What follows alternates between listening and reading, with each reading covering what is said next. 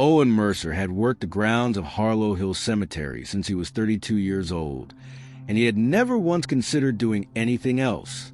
The work suited him in a way that was hard to explain to people who valued noise and company, and the kind of days that move fast. His days moved slow by design. He arrived before the sun came up, and he left after it went down, and in between, he kept the grounds in a state that he privately considered a form of respect for the people buried beneath them. He mowed in clean straight lines. He repaired headstones that had begun to lean. He cleared leaves from the older plots in the back, where the oaks grew so dense that autumn turned the ground orange overnight. He knew the name on every marker in the cemetery, and he knew something about most of them, even if it was only the year they were born and the year they died, and the math that connected those two numbers. Harlow Hill was a small town, and its cemetery was a record of everything the town had ever lost. Owen understood that. He took it seriously in the quiet way he took everything seriously. He lived alone in a 2-bedroom house about a mile down the road from the cemetery entrance, and his mornings began the same way every day without exception. He woke at 4:30. He made coffee in a tin percolator that had belonged to his father. He ate whatever required the least preparation, and he rarely tasted it because his mind was already on the grounds by the time the food was on the plate. He drove to the cemetery in a truck that had more rust than paint, and he unlocked the iron gate at the entrance, and he began his first walk of the grounds before the sky had fully decided whether it was still night. That first walk was important to him. It was how he tracked changes. A plot that had settled wrong after heavy rain. A vase knocked over by wind. A marker that had taken on a fresh crack from the freeze and thaw of the season changing. Once he had found a family of foxes denning beneath a marble bench near the east wall, and he had spent the better part of 2 weeks figuring out how to discourage them without causing them harm. Details were his trade, and he had been practicing it long enough that the details came to him without effort. He noticed things that other people would have walked past without a second thought, and he noticed them because he was paying the kind of attention that came from caring about a place over a long stretch of time. Harlow Hill Cemetery sat on the eastern edge of town, where the road curved north, and the land rose slightly before dropping away into a long stretch of woodlands that extended for miles without interruption. The cemetery itself was not large, but it was old. The oldest graves dated back over 160 years, and some of the markers in the far rear section were so weathered that the names had been swallowed by time. Owen had photographs of those markers taken in better light with a camera he kept in his shed, and he cross-referenced them against the original burial records that the town kept in a ledger going back to the cemetery's founding. He was the only person who had opened that ledger in at least 20 years. The town did not have a large staff dedicated to the cemetery. It had Owen. He handled everything from maintenance to record keeping to the occasional interaction, with a funeral home coordinating a new burial, and he preferred it that way. Fewer people meant fewer interruptions. His shed sat near the center of the grounds, and it held his tools and a small folding table where he ate lunch and a wall-mounted board where he kept a hand-drawn map of every plot with notations in his cramped, careful handwriting. That map was the document he was most proud of in his life, even though no one had ever seen it except him. That was why he noticed the flowers on Carl Merritt's grave. It was a Tuesday in late September, and the morning was cold enough that his breath came out in thin white threads as he walked the far north row, where the oldest graves sat alongside some of the more recent ones that had no family maintaining them. Carl Merritt's plot was near the end of that row against a tree line, where the light came in slow and gray through the branches. Carl had been buried 3 years prior with no ceremony, and no attendees beyond the 2 men from the funeral home and Owen himself. Owen had prepared the grave, and he had stood back at a respectful distance while the pine box went in, and he had filled the plot afterward and smoothed the ground and placed a temporary marker while the permanent one was arranged through the county. There was no headstone for the first year. The marker that eventually appeared was modest to the point of being nearly invisible, just a flat granite rectangle with the name and the dates and nothing else. No epitaph, No indication of who Carl Merritt had been or who might miss him. Owen had noted at the time that the marker had been ordered and paid for by the county and not by any family member. No one had ever visited. No one had ever called the cemetery office asking about the plot. Carl Merritt existed on Harlow Hill the way some people existed in life, present but unacknowledged and largely unmourned. So when Owen rounded into the North Road that Tuesday morning and saw a neat bundle of white chrysanthemums resting against the marker, he stopped walking entirely. He stood there for a long moment in the cold gray light with his hands in his jacket pockets and his coffee thermos tucked under his arm, and he looked at the flowers and felt a particular unease that he could not immediately name. They were fresh. Not left this morning fresh, but fresh in a way that suggested they had been placed within the last few hours at most. The stems were clean-cut at the bottom. The petals had no browning at the edges. They were bundled neatly and laid with a deliberateness that did not suggest they had been tossed down in passing. Someone had come to Carl Merritt's grave in the dark hours before Owen arrived, and they had taken the time to arrange those flowers with care. Owen looked around the grounds from where he stood. The cemetery was empty in every direction. He walked back to the main gate and checked the padlock. It was secure and undamaged. He walked the fence line along the east wall and then the north wall and found no gaps and no signs that anyone had climbed over. He checked the smaller service entrance on the west side and found that lock equally untouched. He told himself there was a reasonable explanation, because in his experience there usually was.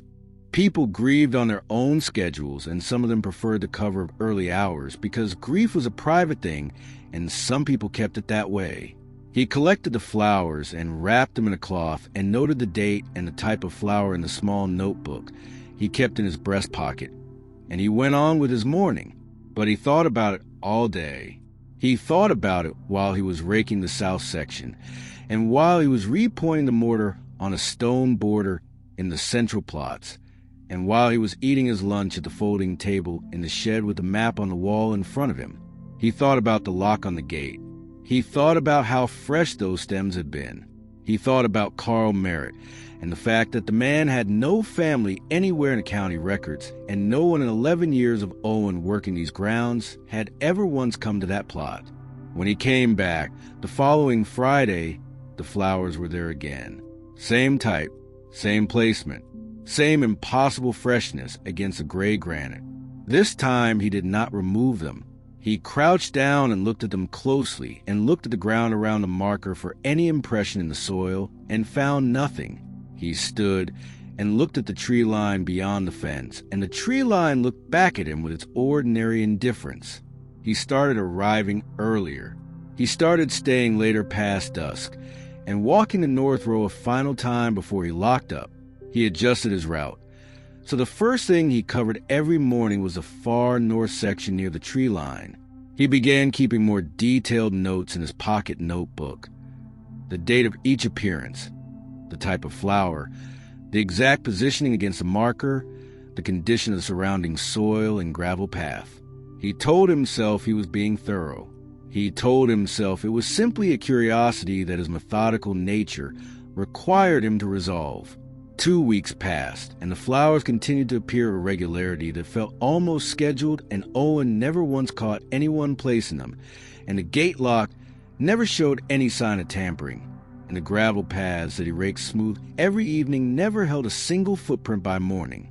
He began to feel a low, persistent unease about it that he did not share with anyone, because there was no one he was in the habit of sharing things with. He simply kept his notes and kept his earlier hours and kept watching. Then on a Thursday in mid-October, he arrived at 4:15, which was a full 15 minutes earlier than his earliest previous arrival, and as he came through the gate and turned his flashlight toward the north row, he caught something at the edge of the beam.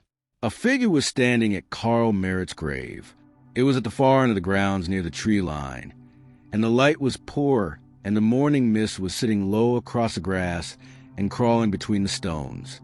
He could not make out a face or any identifying features. He could not make out much beyond the shape of a person standing very still, with their back partially turned toward him. He called out.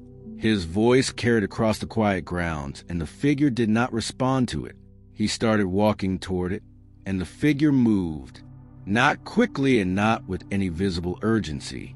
It simply began to recede toward the tree line with a quality of movement that Owen could not find the right word for later when he tried to describe it to himself. By the time he had covered half the distance, the figure was gone. Not gone in the way a person walks away and rounds a corner and disappears from view. Gone in a way that a shape in fog resolves into nothing when you get close enough to see clearly. Owen stood at the tree line with his flashlight and looked into the woods, and the woods were empty and dark and completely still. He turned back to the grave. The white chrysanthemums were already there against the marker, fresh as the first morning. Owen stood in the cold for a long time with his flashlight pointed at the ground and said nothing to no one, and the unease he had been carrying for 2 weeks settled into something heavier and quieter and far more difficult to dismiss than he wanted to admit to himself. Owen was not the kind of man who went looking for trouble, and he had spent most of his adult life arranging things, so that trouble had no easy way of finding him either. But the figure at the tree line had changed something in him, and the change was not the kind he could walk back from by keeping busier or arriving even earlier. He needed to know who Carl Merritt was. The cemetery kept its own records in a filing cabinet in the small office attached to the equipment shed, and Owen pulled Carl's file the morning after sighting and read through it at the folding table with his second cup of coffee going cold beside him. The file was thin, thinner than almost any other file in the cabinet. There was the burial order from the county, a copy of the death certificate, the invoice for the granite marker, and a single-page intake form that had been filled out by the county coroner's office. The death was listed as cardiac arrest. Carl Merritt had been 51 years old. His listed address was a rural route number that Owen recognized as one of the gravel roads that ran east of town toward the woodlands. No next of kin had been listed anywhere on any of the documents. The coroner's signature at the bottom of the intake form was followed by a case number and the name of the detective who had been assigned to verify the circumstances of the death. A name Owen recognized. Virgil Acker. Owen had known Virgil the way people in small towns knew each other, which was to say by sight and by reputation, and by the accumulated context of years of brief encounters. Virgil had been a deputy with the county sheriff's office for a long time before being promoted to detective, and he had worked out of the Harlow Hill substation for most of that career. Owen remembered him as a solid and unexcitable man who showed up at the diner on Saturday mornings and drove a green pickup, and never seemed to be in a hurry about anything. What Owen also remembered was that Virgil had retired suddenly, not in a full year, or at any obvious milestone, but in the middle of the season, abruptly and without the kind of send-off that a man with his tenure would normally receive. Owen had not thought much about it at the time. People retired. But looking at Virgil's name on Carl Merritt's paperwork, with the memory of that figure dissolving into the tree line still fresh in his mind, Owen thought about it now. He went to the town library that afternoon, which was a thing he had not done in several years. The library kept archived copies of the local paper going back decades on a microfiche reader that most people had forgotten existed, and Owen spent 2 hours going through issues from a period surrounding Carl Merritt's death. What he found was not dramatic in the way he might have expected. Carl Merritt's death had received a single paragraph in the paper. No photograph, no details beyond the date and the cause, and a line noting that services would be private.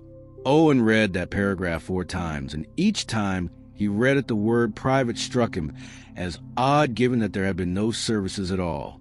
He kept scrolling, and 3 weeks after the death notice, he found a brief item about Virgil Acker's retirement. It was presented as routine. Long service, good career, well-deserved rest. There were no quotes from Virgil and no photograph. Owen wrote both dates in his notebook and looked at the gap between them and felt the unease from the cemetery grounds settle into him again in a different form. He went further back in the archives and began looking for Carl Merritt's name before his death. It took time, but he found it. Carl appeared in a brief report about a property dispute 3 years before his death involving land on that same rural route where he had lived. The dispute had been resolved without much detail given in the paper. Owen noted the parcel number from the report. He found Carl's name again in a letter to the editor from 4 years prior, in which Carl had objected to a proposed development on the eastern woodland tract adjacent to his property. The letter was pointed in its language and specific in its objections, and it named 2 people, Douglas Rowe, who was a county sheriff, and Paige Holt, who operated a property development company out of office on Main Street that Owen drove past every time he went to a hardware store. Owen had seen Paige Holt's name on signs around town. For as long as he could remember, he had shaken Douglas Rowe's hand at a town function once or twice. They were fixtures, the kind of people who had been in a place long enough that the place seemed to have grown up around them. Owen wrote both names in his notebook beneath Carl Merritt's name and beneath Virgil Acker's name, and he sat in the library with the microfiche reader humming quietly beside him, and he looked at those 4 names on the page and felt the shape of something he could not yet fully see. He drove home a different way than usual, without entirely knowing why. He took the long route that passed the rural road where Carl Merritt had lived, and he slowed down as he went past the turnoff and looked down the gravel lane without stopping. There was a property at the end of it. He could see the roof line from the road. No lights, no signs of occupancy. He drove on. When he got home, he sat at his kitchen table and opened his notebook and began writing out a timeline of everything he had found. And when he reached the end of what he knew, he sat for a long time looking at the gaps in it. There were a lot of gaps. The next morning, he arrived at the cemetery at 4 and went straight to the north row, and the flowers were there. He had half expected them not to be after the previous morning sighting. He had half hoped that whatever had been leaving them had registered his presence and decided to stop. But the white chrysanthemums were against a marker as neat and fresh as every other time, and Owen crouched down beside them. And this time, he looked more carefully at the base of the arrangement where the stems met the ground. Tucked beneath the lowest stem, where it would not be visible unless you were looking for it, was a small folded square of paper. Owen stared at it for a long moment without touching it. The morning was still and cold, and the only sound was a distant call of something in the woodlands beyond the fence. He took a photograph of it with the small camera he had started carrying. Then he put on a work glove and lifted the edge of the paper and unfolded it carefully and read what was written inside. It was 4 lines of small, neat handwriting, and it made no immediate sense to him. It looked like a series of notations, numbers, and abbreviated words arranged in a pattern that suggested a record of some kind. Owen photographed the note front and back and folded it exactly as he had found it and replaced it precisely where it had been beneath the stem. He stood and stepped back and looked at the grave from a normal standing distance, and the note was completely invisible. You would never find it unless you already knew to look. He wrote the 4 lines from a note in his notebook from memory as accurately as he could, and then he walked back to his shed and sat at his folding table and looked at what he had written. The notation style reminded him of something, but he could not place it immediately. He made himself focus on his work for the rest of the morning. That afternoon, he drove to the county records office and looked up Carl Merritt's property on the rural route. The land had been transferred to the county 6 months after Carl's death for a sum that was listed in the transfer documents as fair market value. Owen asked the clerk if he could see any associate correspondence related to the transfer, and the clerk looked at him with mild curiosity and said there was nothing on file beyond the standard documents. Owen thanked her and drove back through town. And as he passed Paige Holt's office on Main Street, he noticed her car parked out front. He noticed Douglas Rowe's vehicle parked 2 spaces behind it. He did not stop. He drove back to the cemetery and did his afternoon work and locked up at dusk, and on his way to his truck, he stopped at the north row one final time. The flowers were still there. The note was still there. And as Owen stood at Carl Merritt's grave in the last gray light of the day, he became aware of a feeling he had not experienced in a long time. The feeling that he was not alone on the grounds. He turned slowly and looked across the cemetery in every direction. Every row was empty. Every path was still. There was nothing there. But the feeling did not leave him, and he drove home with it sitting in the passenger seat beside him like something that had decided to come along for the ride. He ate dinner without tasting it and sat afterward at the kitchen table with his notebook open and his pen in his hand, and he wrote down everything he had observed and everything he had found and everything he suspected. And when he reached the bottom of the page, he flipped to a clean one and wrote Carl Merritt's name at the top, and underneath it, he wrote the word "why" and underlined it twice and sat with that question the way a man sits with something he knows is going to cost him before he gets the answer. He had spent 11 years learning the names of the dead and minding the ground that held them. And in all that time, the dead had never once asked anything of him. He was beginning to feel that was changing. He thought about Virgil Acker, retired and withdrawn. He thought about Douglas Rowe's truck parked beside Paige Holt's car in the middle of the afternoon on a Tuesday. He thought about the note tucked so precisely beneath the flowers that it could only have been placed by someone who had done it before. He thought about the figure at the tree line, and the way it had not walked away, but simply ceased to be there in a way that no living person could manage.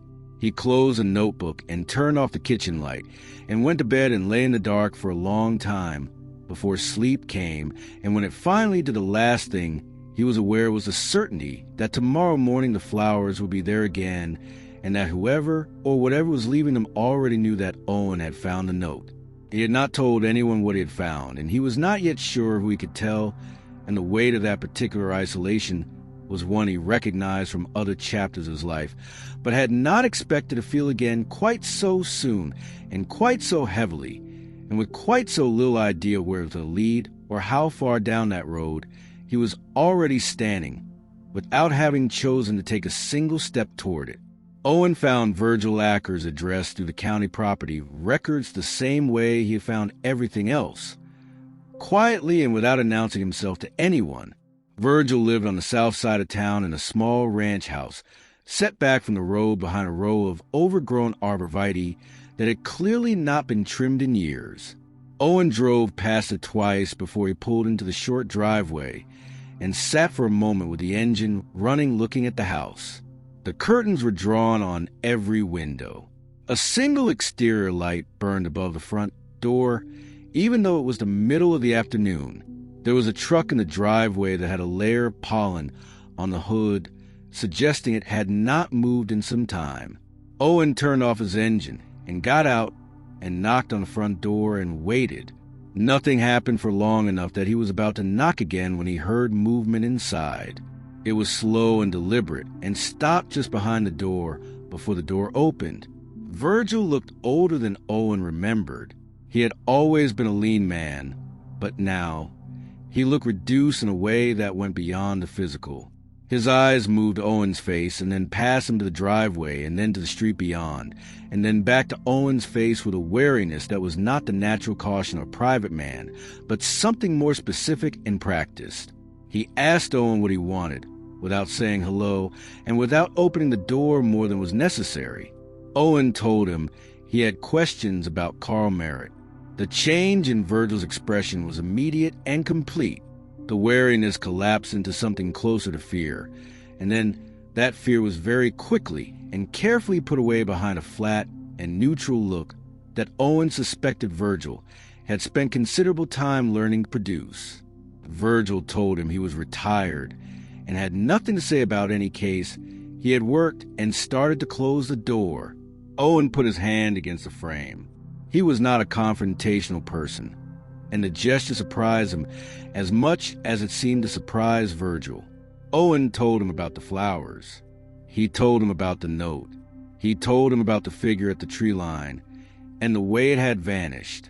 He kept his voice low and level, and he watched Virgil's face while he talked, and what he saw there was not the skepticism of a man hearing something implausible. It was a recognition of a man hearing something he already knew. When Owen finished talking, Virgil stood very still in the doorway for a long moment, and then he said two things. He said that Owen needed to stop whatever he was doing, and he said that Owen did not understand what he was dealing with. Owen asked him what that meant. Virgil shook his head and looked past Owen at the street again, and said that something's got closed for a reason, and that the reason was not always about what it looked like on paper. Then he shut the door, and Owen heard the deadbolt turn, and then a second lock, and then silence. Owen stood on the step for a moment, and then walked back to his truck and drove away. He went the long way around the block out of habit, and when he turned onto the main road heading north, he noticed a dark sedan parked at the curb half a block from Virgil's house. It was running. He could see the exhaust.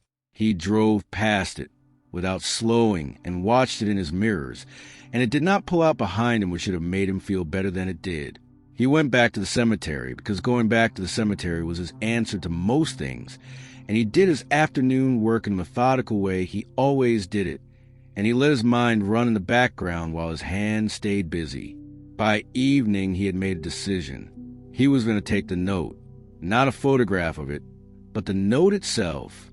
He was going to remove it from beneath the flowers and examine it properly under good light and figure out what it said. He told himself this was the logical next step. He told himself that leaving it there while people in dark sedans watched Virgil Acker's house was no longer a reasonable approach. He waited until the cemetery was fully locked, and then he let himself back into the service entrance with his key and walked to the north row in the dark with his flashlight. The flowers were there. The note was there. He crouched and retrieved it and put it in his breast pocket, next to his notebook, and walked back to his truck. At home under the kitchen light, he unfolded the note on the table and looked at it for a long time. It was written on plain white paper in a small and precise hand. The 4 lines of notation he had copied from memory were accurate, but seeing the original, he could now make out details he had missed. The abbreviations followed a pattern that looked like a logging system. Dates and quantities, and what appeared to be location markers expressed as compass bearings and distances. Someone was recording deliveries, or pickups, or both, and they were using Carl Merritt's grave as the exchange point for that record. Owen sat back in his chair and turned the paper over and looked at the blank back of it, and then turned it over again. He had been thinking about this as a dead drop, a place where living people exchange information, using a dead man's grave as the location. That was still possible. But the figure at the tree line would not leave him alone, and Virgil's face when Owen mentioned what he'd seen would not leave him alone either, and Owen was a man who trusted the information his own eyes gave him even when that information was uncomfortable. He picked up the note and held it under the kitchen light at an angle, and that was when he saw it. Pressed lightly into the paper in a way that was only visible at an angle in strong light was a faint impression in the upper right corner, a thumbprint.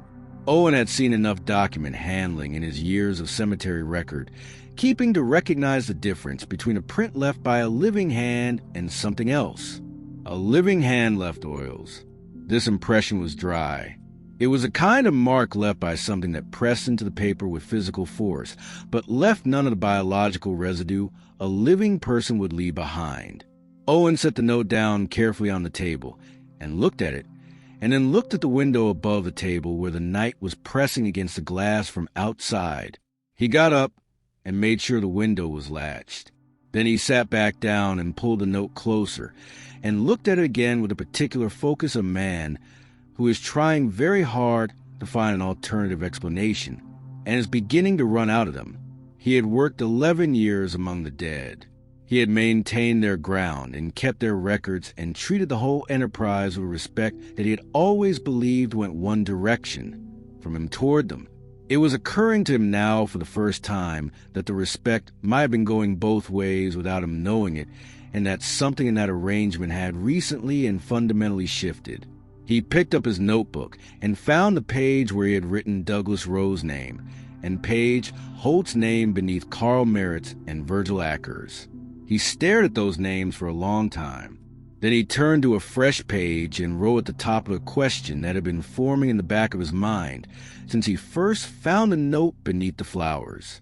He wrote it and underlined it and looked at it, and the question was this: if Carl Merritt was dead and buried 3 years ago, then who or what was the note written for, and what happened to the information after it was collected? He did not have an answer, but somewhere in the back of his mind a worse question was already forming, and he was not quite ready to write that one down yet, because writing it down would make it real, and he had a feeling that once it was real, there would be no convenient way to make it otherwise. He got up from the table and walked to the front window and looked out at the street. Everything was in its right place. He stood there for a few minutes anyway, because a feeling from the cemetery had come back into the house with him, and he did not like the way it was settling into the corners of the room. He went back to the table and picked up the note again, and reading it made him aware of something he had not focused on before: the handwriting. He had been so focused on the content of the notation that he had not stopped to really examine the hand it was written in. He went to the filing cabinet in the spare bedroom where he kept copies of important documents and pulled out the folder he had brought home from the cemetery office, a copy of Carl Merritt's intake form from a coroner's office. He brought it back to the kitchen and laid it flat on the table beside the note and positioned them under the same light and looked at them together. The signature at the bottom of the intake form was Carl Merritt's own, placed there at some prior administrative point before his death when the county had processed his information. Owen looked at the signature, and then he looked at the handwriting in the note. He looked at them for a long time, and the kitchen was very quiet, and the night outside the window was very dark, and what Owen saw when he looked at those two samples of handwriting side by side was not resemblance or similarity.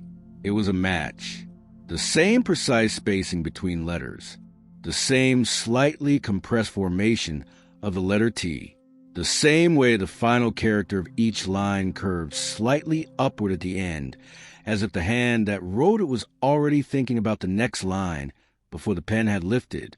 Owen sat very still for a long moment, and then he placed both documents face down on the table, because he found he did not want to look at them any more that night.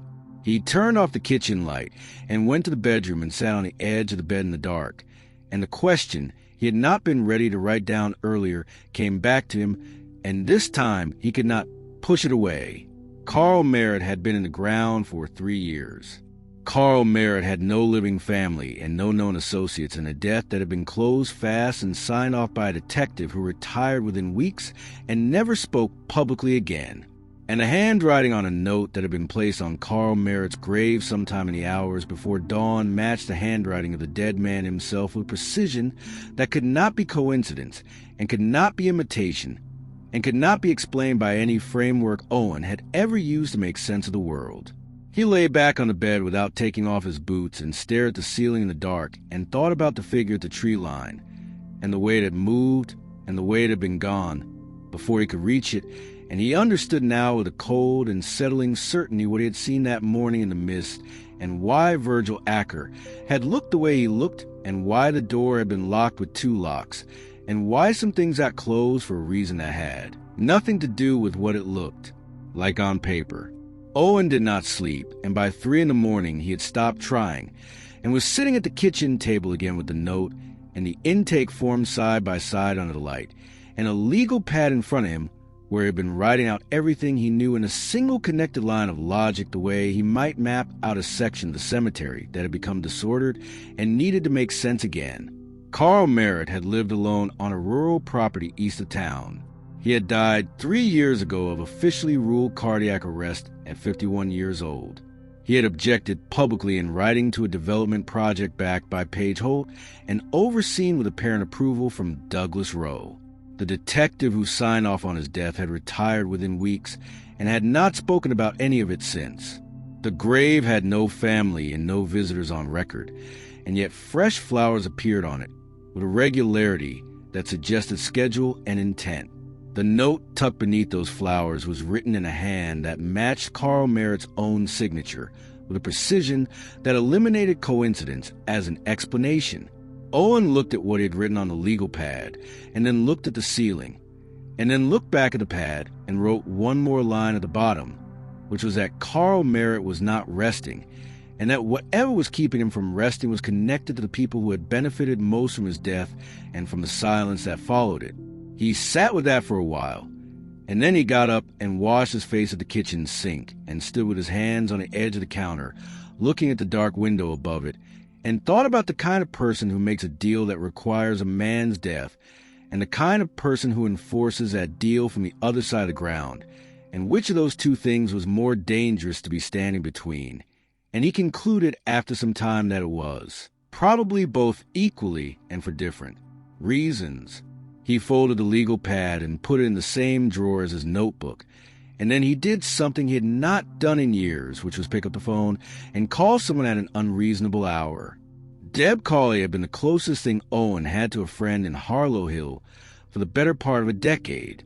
She ran the small diner on the north end of Main Street, and she had known Owen long enough to know that when he called at 3 a.m, it was not a mistake and not a casual thing, and she answered on the third ring with a voice that was alert in a way that suggested she had not been sleeping either. Owen told her he needed to talk to someone he trusted, and she told him to come to the diner, and she would put coffee on. And he drove through the empty town in the dark and sat across from her in a corner booth and told her everything starting from the first morning he found the flowers and ending with the handwriting on the note matching the dead man's signature. He watched her face the whole time the way he had watched Virgil's face, and what he saw was not what he had hoped to see. Deb listened without interrupting, which was not unusual for her, but the quality of her listening was different from what he expected. She was not surprised in the incremental way a person is surprised when they are hearing something for the first time. She moved through the information too smoothly. When he got to the part about the handwriting, her eyes dropped to the table for just a moment before coming back to his face, and that downward move in her eyes lasted less than a second, but Owen had spent 11 years reading small details in the quiet, and he did not miss it. He finished talking, and Deb was quiet for a moment, and then she said that he should be careful, and that some things in this town had long roots, and that careful people sometimes found it was better to let certain things alone. Owen asked her if she had known Carl Merritt. She took a moment that was a breath too long before she said she knew who he was the way everyone knew who everyone was in a town this size. Owen nodded and drank his coffee and changed the subject, and they talked for another 20 minutes about nothing, and then he drove home as the sky was beginning to lighten at the edges. He sat in the driveway without going inside and thought about Deb's eyes on the table and the pause before she answered his question about Carl, and the phrase long roots, which was specific enough to mean something to someone who knew what the roots were. He added her name to his list in the notebook, but he put a question mark beside it because he was not certain, and he did not want to be the kind of man who stopped trusting everyone just because two people had behaved strangely. He went inside and sat at the kitchen table one more time and looked at Deb's name on his list and the question mark beside it and thought about the 11 years he had known her and whether 11 years of small-town familiarity was enough to rule out a connection to something that had been running quietly in the background of this town for longer than that, and he decided that the question mark was right and that he would keep it there until he had a reason to remove it in one direction or the other. He went inside and changed his clothes and drove to the cemetery and unlocked the gate and went to North Row first thing.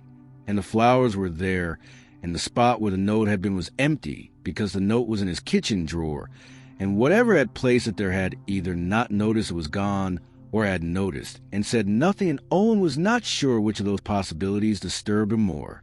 He spent the morning doing his work, and he did it slowly and deliberately because the rhythm of the work was the only thing that had ever reliably cleared his head, and he needed his head clear. He trimmed the grass along the border of the central section and cleaned the debris from the drainage channel along the south wall and replaced a cracked flower vase on a plot in the east row, and all the while the north row sat at the edge of his awareness, the way a sound sits at the edge of hearing when you're not sure if you actually heard it or only thought you did. In the afternoon, he drove to the county seat an hour away and went to the records office there and asked to see any documentation related to the land transfer of Carl Merritt's property after his death. The clerk found it after some searching, and what Owen found in those documents was a gap. The transfer had been processed through a holding company whose registered agent was a law firm in the county seat, and the law firm's listed contact for the transaction was a name Owen did not recognize, but when he cross-referenced it against the development filings he had found under Page Holt's company, it appeared there as consultant on the Eastern Woodland Project, the same project Carl Merritt had written that letter objecting to 4 years before his death. Owen photographed every page with his camera and asked the clerk if there were any associated environmental assessments or planning permits filed under the same holding company, and the clerk looked and found 3, and Owen photographed those as well and thanked her and drove back to Harlow Hill. And as he came into town on the main road, he passed Douglas Rowe's cruiser parked in the lot of the gas station on the corner. Douglas was leaning against the hood with a coffee cup looking at the road, and he looked directly at Owen's truck as Owen passed, and Owen looked back and held the eye contact for the beat it took to drive past, and Douglas did not look away first. Owen drove to the cemetery and went to his shed and sat at the folding table with his camera and his notebook and his legal pad and spread everything out in front of him, and for the first time since the flowers had first appeared, he felt the shape of the whole thing at once. Carl Merritt had known something about what Page and Douglas were doing. He had opposed it publicly, and then he had died, and his property had been absorbed into the project he opposed, and the detective who looked into it had walked away and never looked back. That was the human part of it, and Owen could follow that part without difficulty. It was the other part that he kept arriving at no matter which direction he approached it from. The note, the handwriting, the figure at the tree line that disappeared in a way no living person could manage. The dry thumbprint pressed into the paper with force, but without the oils of a living hand. Carl Merritt was in the ground 20 feet from where Owen was sitting right now, and Carl Merritt was not finished, and Owen thought about what it would take to keep a man tethered to the place he was buried, and whether that tether was something Carl had chosen or something that had been done to him, and whether there was a difference between those two things when the circumstances of the death were what they appeared to be. Whatever unfinished business looked like for a dead man, Owen did not have a framework for, and he was aware that the absence of a framework was not the same as the absence of a fact, and that a man who spent his life working among the dead probably owed them at least that much intellectual honesty.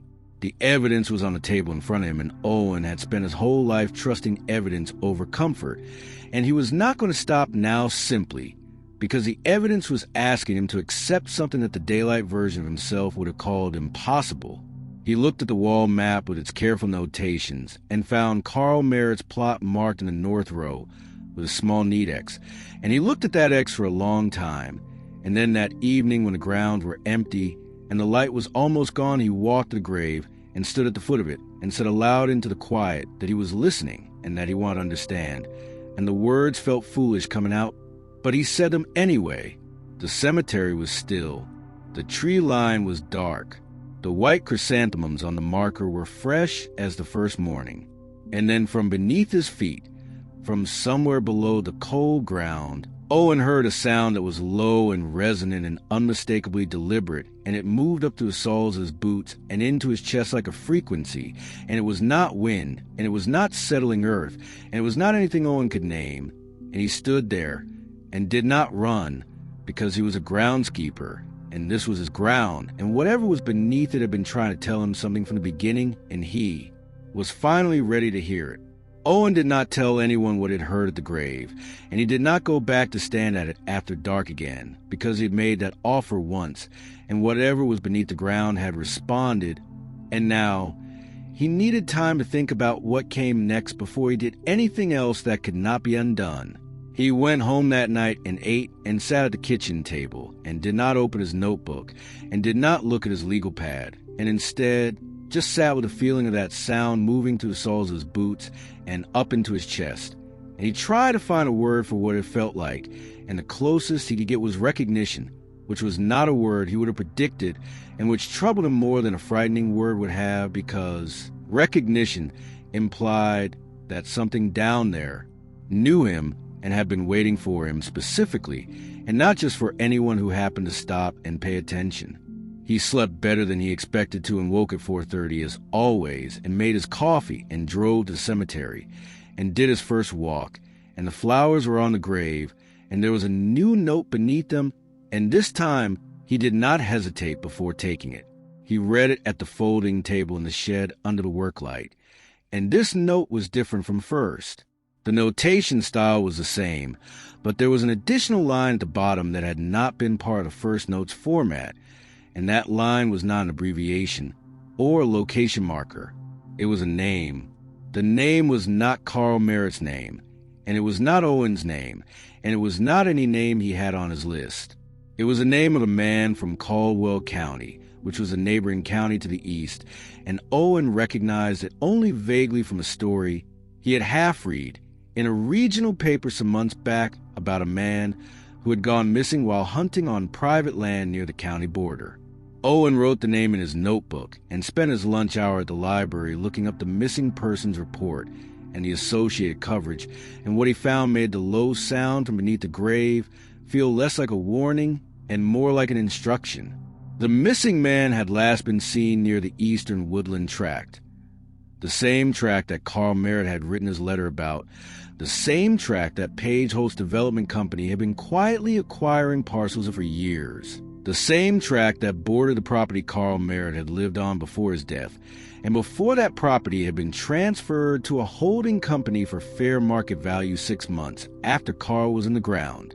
Owen sat at the microfiche reader and went back further and found a second name from 3 years before that, another man, a surveyor who had been contracted independently to assess the eastern woodland and had filed a report with the county that was subsequently withdrawn without explanation and who had moved out of Harlow Hill within a month of that withdrawal, and whose forwarding address on file with the post office led to a town 2 states away where Owen could find no further record of him. He wrote both names in his notebook beneath the first note's notations, and beneath Carl Merritt's name, and beneath Douglas and Page and Virgil, and Deb with her question mark, and he looked at the list and understood that Carl Merritt had not just been a man who opposed a development project and died inconveniently. Carl Merritt had known what the eastern woodland tract contained or what was being done there, and that knowledge had made him a problem, and the resolution of that problem had been handled by people with enough reach in the county to close a case fast and retire a detective and absorb a dead man's land into a holding company without anyone asking the kind of questions that should have been asked. Owen drove home that evening by the route that passed the entrance to the rural road where Carl's property had been, and this time he turned down it. He drove slowly on the gravel with his windows down and his headlights cutting through the early dark, and the property at the end of the lane was dark and still and had a county assessor's notice taped to the front door, which he could read from the driveway without getting out of the truck. He did not get out of the truck. He sat and looked at the house, and the house looked back at him with its dark windows, and he thought about a man living out here alone and writing letters to the paper, and knowing something about what was happening in the woodland behind his property, and then dying of cardiac arrest at 51 with no family, to ask questions, and no detective willing to stay on the case long enough to answer them. He drove back to town, and as he came onto the main road, he noticed a dark vehicle parked at the end of the rural lane facing out toward the road, and he was certain it had not been there when he turned in, because he had looked specifically, and the lane had been empty, and that men had arrived quietly while he was sitting in Carl Merritt's driveway, looking at a dead man's dark windows, and thinking about how alone Carl must have been at the end and how alone Owen was beginning to feel right now. The vehicle pulled out behind him when he reached the main road and followed him at a consistent distance all the way back through town, and only turned off when Owen turned into his own street. He sat in his driveway in the dark after it had gone and felt the shape of a situation with a clarity that was not comfortable. He was being watched. He had been watched probably since he visited Virgil, and possibly since he found the first note, and the watching had now become visible, which meant whoever was doing had decided that visible was more useful to them than invisible, and that was a message as deliberate as anything written on paper. Owen went inside and checked every window lock in the house, and then sat at the kitchen table and thought about who outside of Harlow Hill he could contact and what he could send them, and whether he had enough to be taken seriously by anyone with the authority to do something about it. He had photographs of the documents from the county records office. He had photographs of both notes. He had his notebook with its timeline and its list of names. He had the original first note in his kitchen drawer. He had the connection between the missing men and the Eastern Woodland Tract and the development project, and the names at the center of it. What he did not have was anyone outside the town he trusted well enough to hand it to, and he thought about that gap for a long time and about whether a person could build 11 years of careful, quiet life in a place and still have no one in it who stood fully outside the thing that was now surrounding him. And the answer that came back was yes, and it was not a comfortable answer, but it was an honest one, and Owen had always preferred honesty to comfort, even when the honesty was about himself.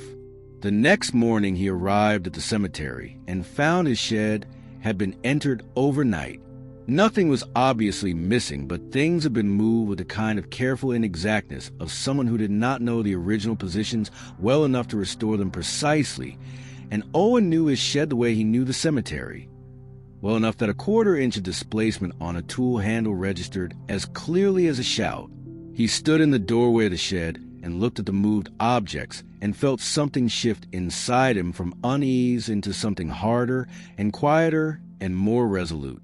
He checked the wall map and it was undisturbed, and he stood in front of it and looked at the small neat X marking Carl Merritt's plot and thought about the fact that whoever had been in this shed had stood in the same spot and looked at the same map and either had not understood what they were seeing or had understood it completely and left it exactly as it was for reasons Owen could not yet determine, and neither possibility made him feel better. His photographs were on the camera, which was in his truck, because he had stopped leaving it in the shed 2 days ago out of caution. He had not fully been able to justify to himself at the time, and now he was glad of it.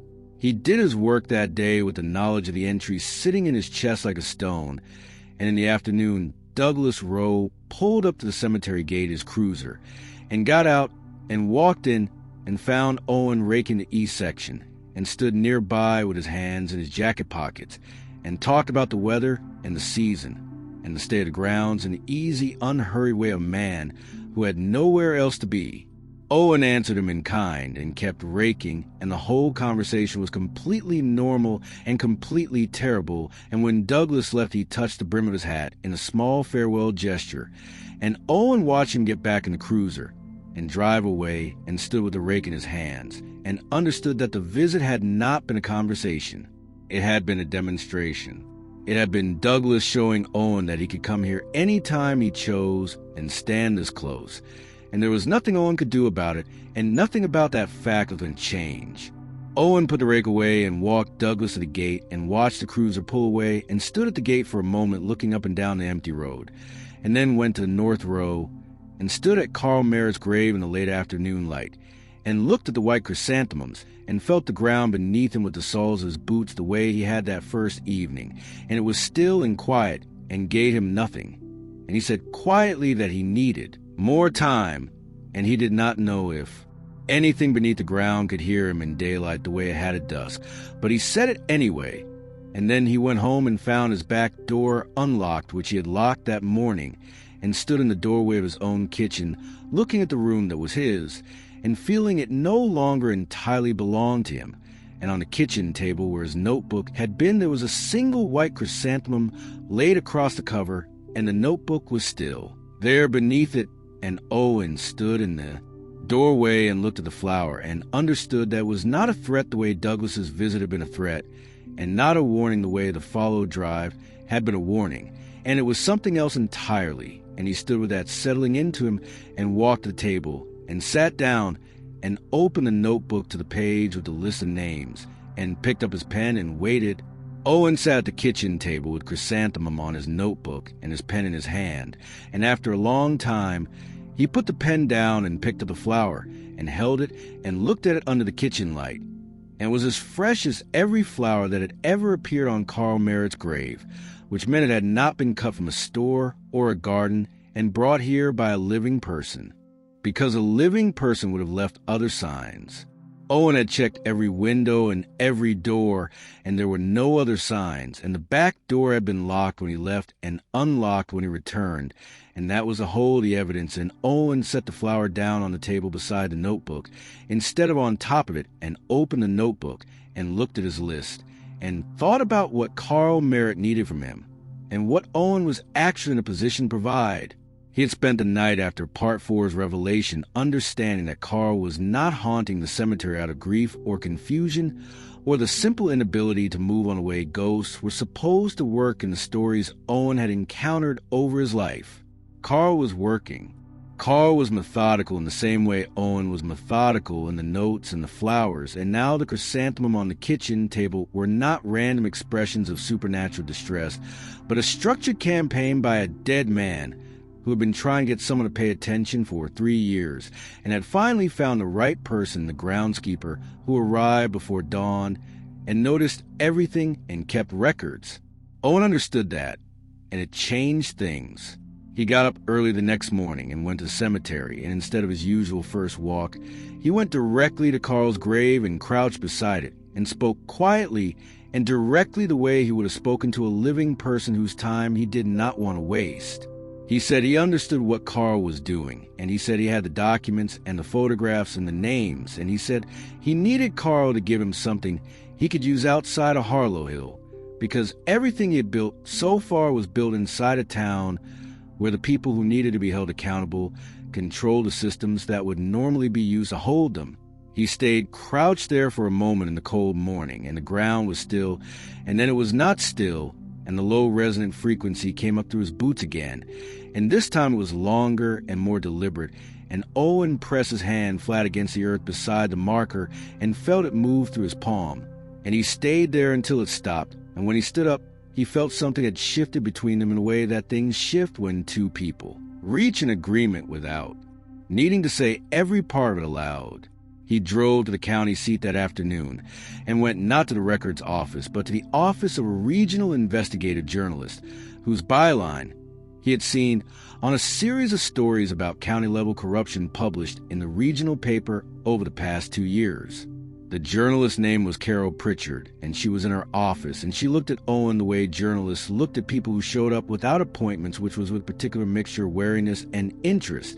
And Owen laid his camera and his notebook on her desk and said he had something she needed to see. He gave her 2 hours of his time, and she gave him her full attention, and by the end of it, she had photographed every page of his notebook and every image on his camera, and she had asked precise and intelligent questions that told Owen she already understood the architecture of the kind of corruption he was describing, even if she had not yet seen this particular version of it, and she had the names Douglas Rowe and Paige Holt written in her own notebook with 3 stars beside each.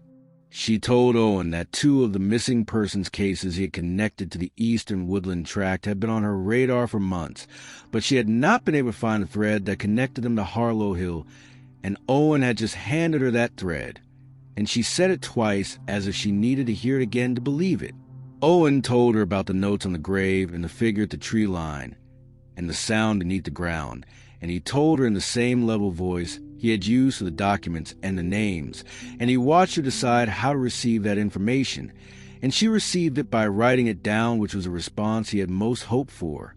He drove back to Harlow Hill, and the whole way back he felt the particular lightness of a man who has handed something heavy to someone with the strength to carry it, and he was aware that the lightness was partial because what he had given Carol Pritchard was information, and information took time to become consequence, and that time was not something Owen could control, and he was aware that he had now made a move that Douglas and Paige would eventually learn about, and when they did the question, or what they decided to do next would not be one he had any influence over, and he drove the last 10 miles back into town with that knowledge riding alongside him, and did his best to stay ahead of it in his mind. He went to the cemetery and did his evening work with the careful focus he always brought to it, and he trimmed and raked and noted 2 plots that needed attention before the next rain, and he locked up at dusk and stood at the gate for a moment, looking back at the grounds in the last of the light. and the north row was a dark line at the far end of the cemetery, and Carl's marker was invisible at this distance, but Owen knew exactly where it was, the way he knew where every marker was, and he nodded once in its direction for no reason he could have explained, and then got his truck and drove home, and Paige Holt was sitting in a car parked in front of his house. She got out when he pulled into the driveway, and she was composed in a way that people with resources and patience are composed when they believe the situation is still manageable, and she told Owen that she thought they should talk, and Owen said he agreed. And they sat at his kitchen table in the same chairs where Owen had sat with his notebook and chrysanthemum the night before, and Paige talked for a long time in careful measured language about the development project and the town's economic future, and the way that certain people sometimes develop misunderstandings about things they had only seen part of, and Owen listened to all of it without interrupting, and he kept his hands flat on the table and his face neutral and his voice level, and when she was finished and the silence had settled between them, he told her that he had already been to see Carol Pritchard, and that everything he had was now in a second pair of hands outside of Harlow Hill, and he watched Paige's composure do something complicated behind her eyes before it reassembled itself, and she said that was unfortunate, and stood up and left, and Owen sat at the table after she was gone and felt the adrenaline of the conversation moving through him, and made himself breathe steadily until it passed. He called Carol Pritchard that night and told her about the visit, and Carol told him she had already made calls, and that things were in motion, and that he should document everything from this point forward. And Owen said he had been documenting everything from the beginning, and Carol said she knew, and that was why she believed him. 3 days passed, and they were not easy days, and Owen went to work each morning and did his rounds and washed his mirrors on the drive and checked his locks at night and called Carol Pritchard once each evening to confirm that things were still moving, and she confirmed it each time in the brisk, reassuring tone of someone who had done this before. And on the morning of the third day, Douglas Rowe was placed on administrative leave pending an investigation by the State Attorney General's office into the land transfers connected to the Eastern Woodland Tract, and Paige Holt's attorney issued a statement saying she was cooperating fully, which was a kind of statement that meant the opposite of what it said. Owen read about it on his phone, sitting in his truck outside the cemetery gate in the early morning dark with his coffee going cold in the cup holder, and he read the short paragraph twice, and then set the phone face down on the seat and looked at the cemetery gate and the dark grounds beyond it and sat with it for a while, and then got out and unlocked the gate and walked the north row before he did anything else. The flowers were on Carl Merritt's grave the same as always. Owen crouched beside the marker and put his hand flat on the ground and waited, and the ground was quiet beneath his palm in a way that felt different from its usual quiet. And Owen stayed there for a long time in the cold morning with his hand on the earth and thought about 11 years of tending this ground and all the names on all the markers and the particular weight of a place that held the people of town had lost, and the responsibility that came with knowing those names and tending that ground. And he thought about Carl Merritt living alone on a rural road and knowing something dangerous and writing a letter to paper that no one powerful enough to act on it ever read, and dying before anyone paid attention, and spending 3 years in this ground trying to get someone to notice, and finally finding the right person, the groundskeeper, who arrived early and stayed late and kept records and trusted evidence over comfort. And Owen kept his hand on the ground until the cold came all the way through it, and then he stood and picked up the flowers from the marker and carried them to the shed and put them in a jar of water on the folding table where the light from the work lamp fell across them,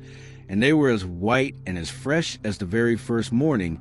And Owen looked at them for a moment and then turned his wall map and found a small neat X in the north row and looked at it and felt the quiet of the cemetery settle around him the way it always did at this hour, and thought about Carl Merritt and about the 3 years it had taken, and about the particular patience required of someone who had no other option but to wait and to keep leaving flowers and keep writing notes until the right person finally crouched down close enough to find them, and thought that some things that needed doing got done because the right person was in the right place at the right time and paid enough attention. and he was not sure if that was luck or something more deliberate, but he was certain that the ground beneath his feet had known the difference all along,